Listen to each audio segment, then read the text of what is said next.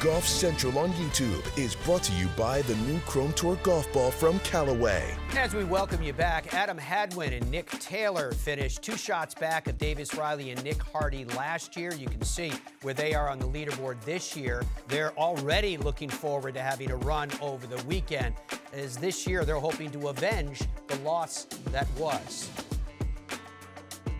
You know, we played together at the World Cup in 2018, I believe, and did well in Australia. I think we finished tied for 4th.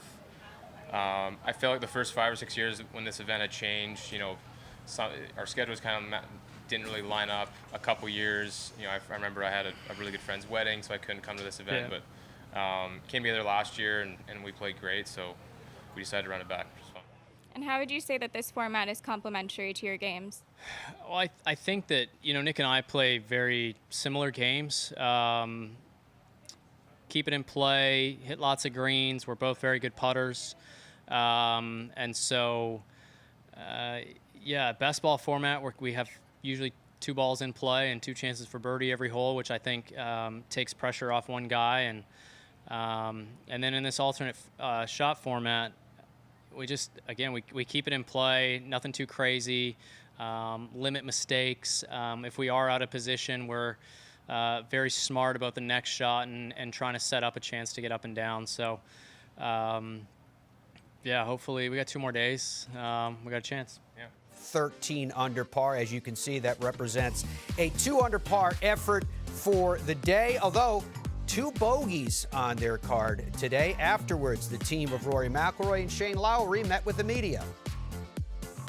Shane's short game was on display at a bunch of different places. He had some really sweet bunker shots and some really good chip shots. Does that free you up knowing that obviously you're not looking to put him in a bad position, but that your partner's that tighty with a wedge? Yeah, especially on some of the easier holes, you know, the par 5s, a couple of the shorter par 4s, to be able to get the ball up there and close to the green. You know, Shane has got a wonderful short game, and it does, you know, it gives me confidence going for those greens, you know, whether it be the par 4s or the par 5s, that if I get it anywhere up there around the green, I'm going to, you know, have a very good look for birdie after he hits his. And after a couple of the putts that I know that he wanted to drop in didn't fall for him, did you say anything to him? It looked like a couple times you may have said, don't worry about it, no problem. And so, yeah, I think just, as Shane said, like, you know, after those, it's easy to sort of get hard on yourself, and I was just trying to keep him as positive as possible and just remind him that I'm here and I'm here to back him up in any way that I can. So, yeah, just, you know, trying to keep him positive. All right, a couple more, guys. Shane, you said last night with an early tee time, your goal was to stay out of trouble. Got a lot of time this afternoon. Is the goal still the same? Yeah, You're gonna let your hair down. No. We're here to play a golf tournament. We'll enjoy ourselves. We go for a nice dinner tonight. I'm not sure. We have a restaurant booked, but I'm not sure where.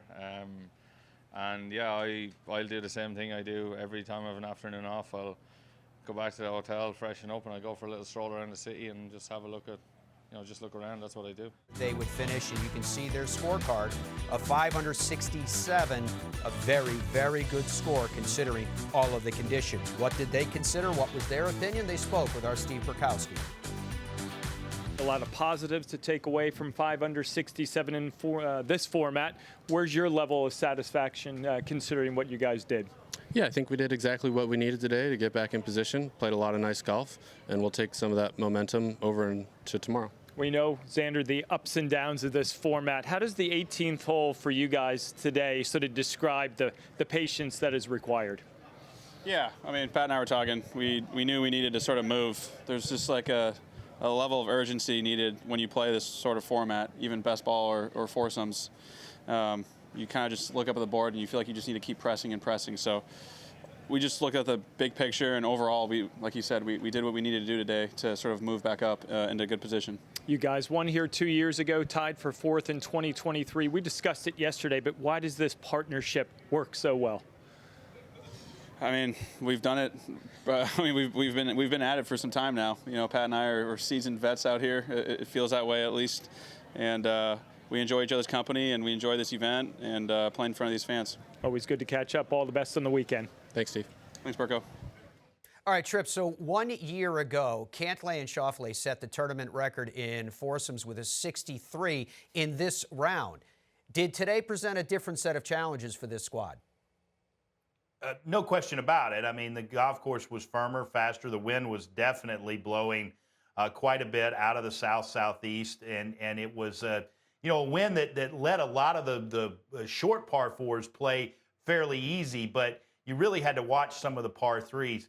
They absolutely love this format. That it was the round of the day. I mean, nobody shot better than 5 under that made the cut. So they are right there doing what they had to do after what they said was a slow start, shooting a 65 in best ball. It's funny, they actually do play this format better than they do the better ball format. Seems like they kind of get off to slow starts, or at least they did last year and this year, but they catch up real quick when they get to this kind of format. And I think it's for a couple of reasons, is how similar their games are. When you look at players that have different type games, I don't think they mend quite as much, because a lot of people will say put a short hitter with a long hitter because he's going to be good with the wedges. I disagree. I think you've got to have very similar games. And when you look statistically at these two guys, this is last year's ranks. And actually, if you look at Xander's this year, and Patrick hadn't gotten off to the best start, Xander's numbers are even more like Patrick's were, especially off the tee and tee to green.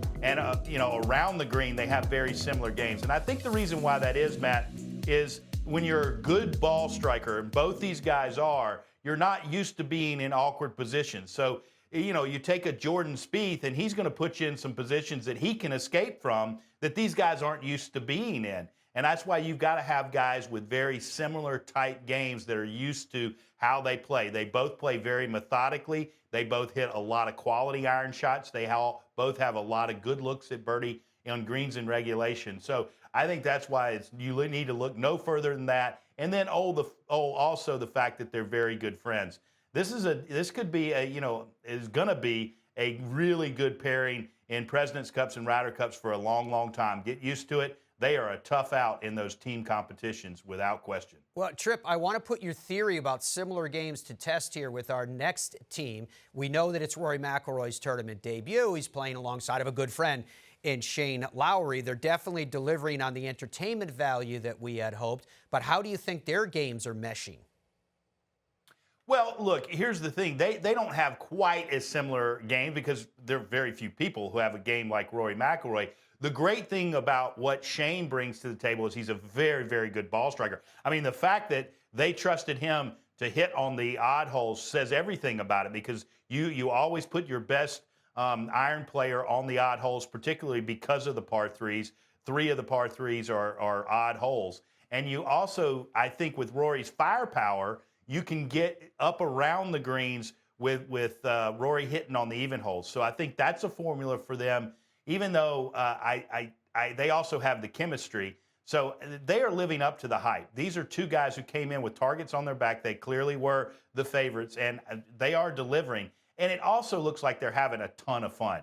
I know they didn't play this last Ryder Cup together, but I see these two as a good pairing for Luke Donald in the next Ryder Cup. The only problem is they're both experienced players, and sometimes with younger players, you got to put Rory and Shane with some of the younger players, and I think that's probably what kept Luke from doing it in this last Ryder Cup. But you can't second guess what Luke Donald did in Italy. And that's for sure. And we are back to best ball tomorrow, so this team that we're talking about, it'll be fun to see the way they perform back in that format.